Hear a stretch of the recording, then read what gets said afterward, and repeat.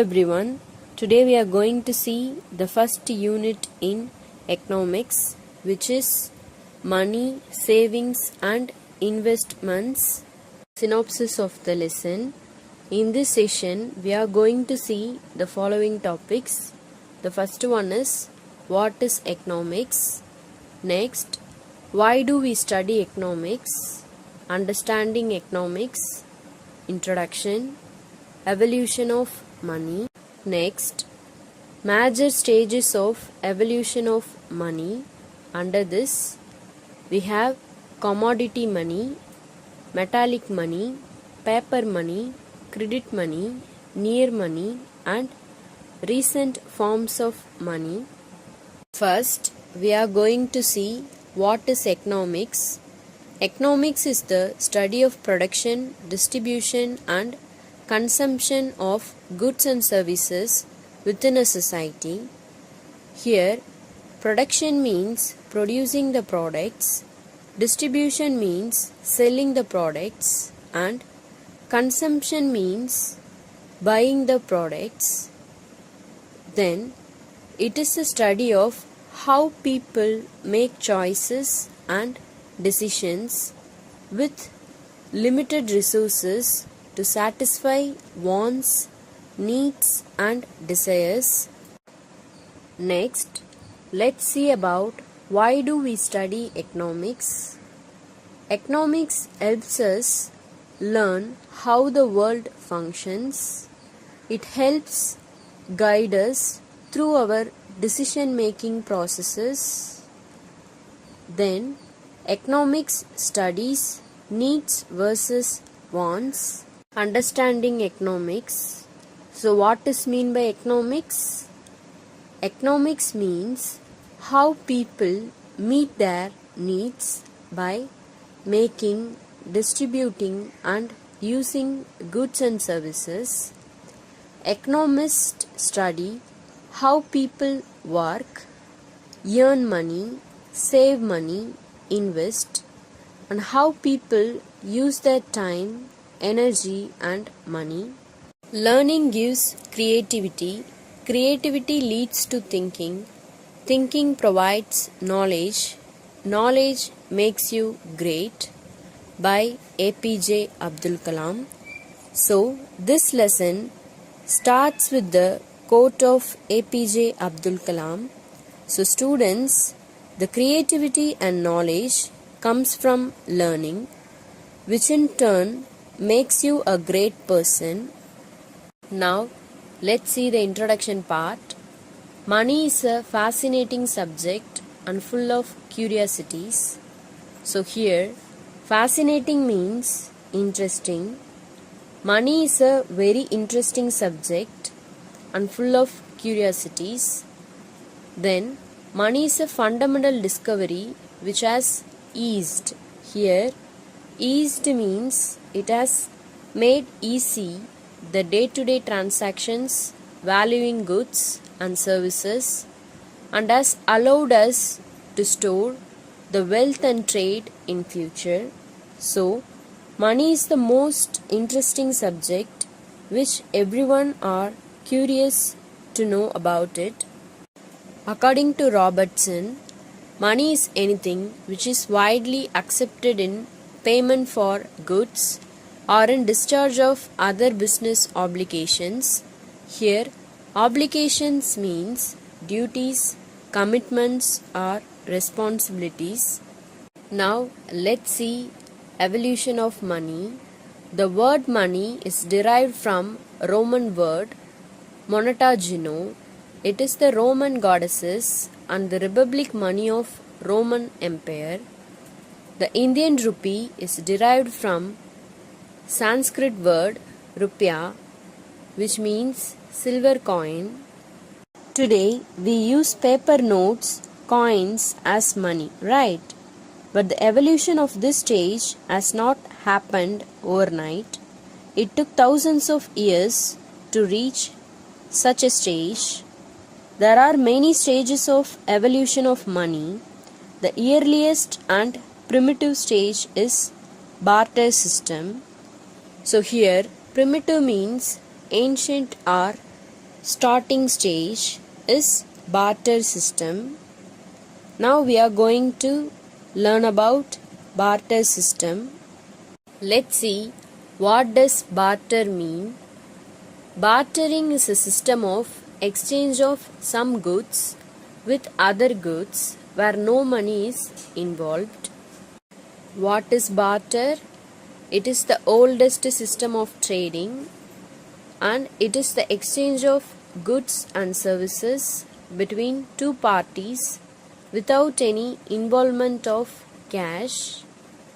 So here barter means barter is a medium in which goods and services are exchanged directly without a common unit of exchange, that is money.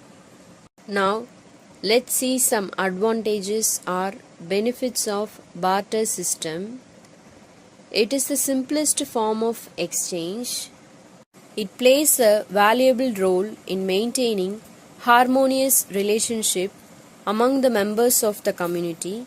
Here, harmonious means friendly relationship exists when the people practice barter system. Barter ensures need-based production, as under this system only those goods are produced that are required by the community. So only need-based production, that means they will produce the products which are required for the community. Bartering doesn't involve money, which is one of the advantages. Barter system. Barter system is exchanging goods for goods without the use of money in the primitive stage. So primitive means ancient days, that is the starting stage. A barter system is an old method of exchange.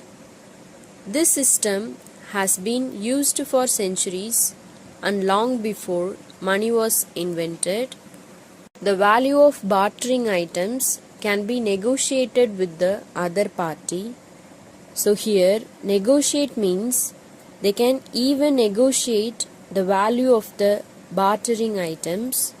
So negotiation means the two parties will discuss and finally they will come to the conclusion upon to the items to be exchanged. Now let's see some disadvantages or drawbacks of the barter system. The first drawbacks is lack of double coincidence of wants.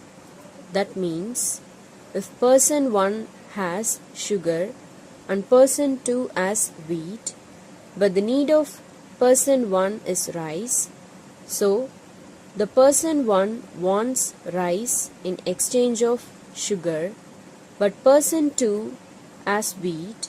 So now what the person 2 has to do is he has to exchange the wheat with somebody who has rice. Again he have to bring the rice and then he have to exchange with the sugar. So there is a lack of double coincidence of wants. So it is the complex process. So I hope you are clear. Again I will explain. If person 1 wants rice to be exchanged with sugar and person 2 wants sugar but he has wheat, so he don't have rice, so what he have to do is he have to go and find the person who has rice and then he have to exchange the wheat with rice, and then the person 2 now he will have rice, so again he have to come and exchange with sugar. So it is the very complex process.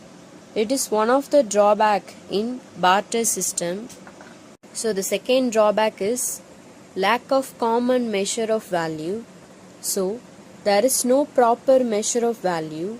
For example, if person 1 has milk and person 2 has cloth and they have to exchange with each other, so There is no proper measuring value in the system. The third drawback is lack of indivisibility. For example, if person 1 has cow and person 2 has chair, and both of them have to exchange the products, so we all know that the cow is more valuable than the chair, so the person 1 cannot divide the cow into parts to make it equal to the value of the chair. So there comes the lack of indivisibility. So in this case we cannot divide the commodity. Here commodity means item, material or product. The fourth drawback is difficulties of storing wealth. For example, if person 1 has fruits and person 2 has vegetables, and both of them wants to exchange their commodities, so we all know that fruits and vegetables cannot be stored for a long period of time, so this is known as difficulties of storing wealth. I hope you are clear with the drawbacks of the barter system. Next, we are going to see evolution of money. Here, evolution means from the starting stage till now, that is the advanced stage. As I said before, it started with the exchange of goods for goods system, that is barter system, and we have progressed to using metal coins. Then now in current days we are using the plastic money such as credit cards and debit cards. Now let's see the evolution process from stage to stage. Now let's see major stages of evolution of money: commodity money, metallic money, paper money, credit money, near money and recent forms of money. Now let's see the stages of money one by one in detail. First, we are going to see commodity money. Here commodity means item, material or product. So in the earliest period of human civilization, here civilization means development or evolution. So in the earliest period of human evolution, any commodity that was generally demanded and chosen by common consent was used as money. In ancient times, they used the commodity or the products as the value of exchange, that is barter system, which means exchange of goods for goods. So they use the commodity or the products like furs, which means the short, fine, soft hair of certain animals, skins, salt, rice, wheat, utensils. So what is mean by utensil? Utensil means a tool, container or other article, especially for household use. Weapons, etc., were commonly used as money. Such exchange of goods for goods was known as barter exchange. Next, we are going to learn about metallic money. With progress of human civilization, so here civilization means development or evolution. With progress of human development, commodity money changed into metallic money. Metals like gold, silver, copper, etc. were used as they could be easily handled and their quantity can be easily determined. It was the main form of money throughout the major portion of recorded history. Next, let's move on to history of metallic money. The precious metals, especially gold, silver, bronze, were used for metallic money. The standard weight and fineness of metal, particularly gold and silver with a seal on it became medium of exchange. There were of different denomination, easily divisible, portable, and were convenient in making payment. So here denomination means 1 rupee coin, 2 rupee coin, 5 rupee coin, and 10 rupee coins. So they are of different denominations so that it can be easily divisible and convenient in making the payment. According to Herodotus, so Herodotus is known as the father of history. According to Herodotus, the king Midas of Lydia, here Lydia is the place in Greece. So King Midas of Lydia innovated metal coin in the 8th century BC by the ancient historian Herodotus. But gold coins were in use in India many centuries than in Lydia. The earliest issuers of coins in the world are the ancient Indians along with Chinese and Lydians from the Middle East. The first time Indian coins were minted, which means made, in the 6th century BC by the Mahajanapadas known as Puranas Kashyapanas. The Mauryas came up with the punch-marked coins, minting of silver, gold, copper or lead. Here we can see the picture of punch-marked coins. Next, Indo-Greek Kushan kings introduced the Greek custom of engraving portraits on the coins. So here, portrait means the picture of rulers were engraved. Engraved means inscribed on the coins. So here we can see the pictures of Indo-Greek Kushan coins. Turkish sultans of Delhi has replaced the royal designs of Indian kings with Islamic calligraphy by the 12th century AD.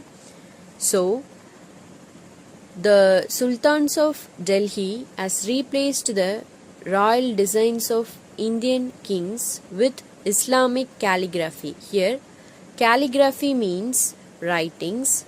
So they replaced it with Islamic writings by the 12th century AD.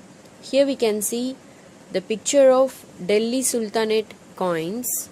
The currency was made up of gold, silver and copper known as tanka. Here we can see the picture of gold, silver and copper. In lower valued coin known as jittals. Here we can see the picture of jittal.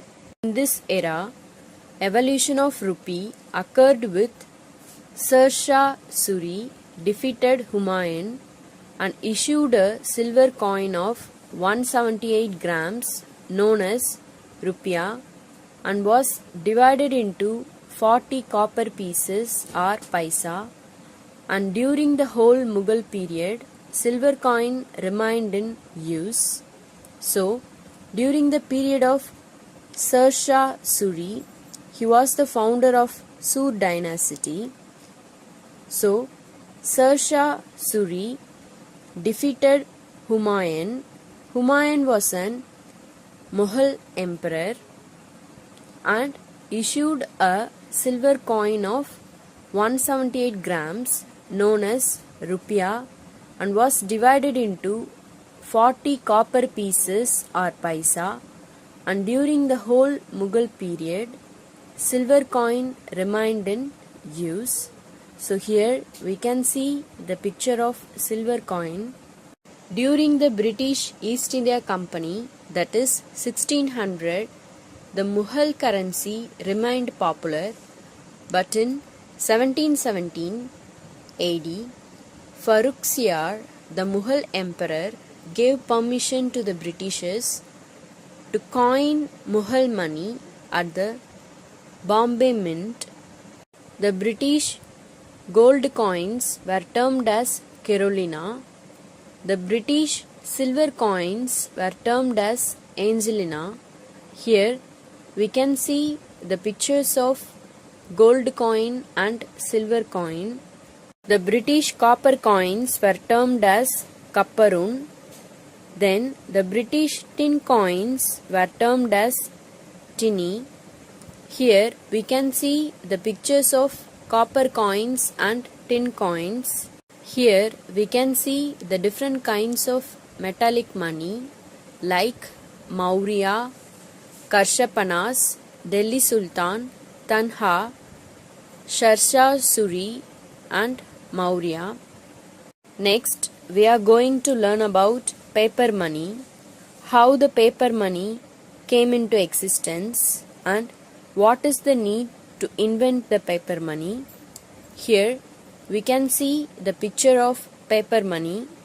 It was found inconvenient as well as dangerous to carry gold and silver coins from place to place. So, invention of paper money marked a very important or significant stage in the development of money.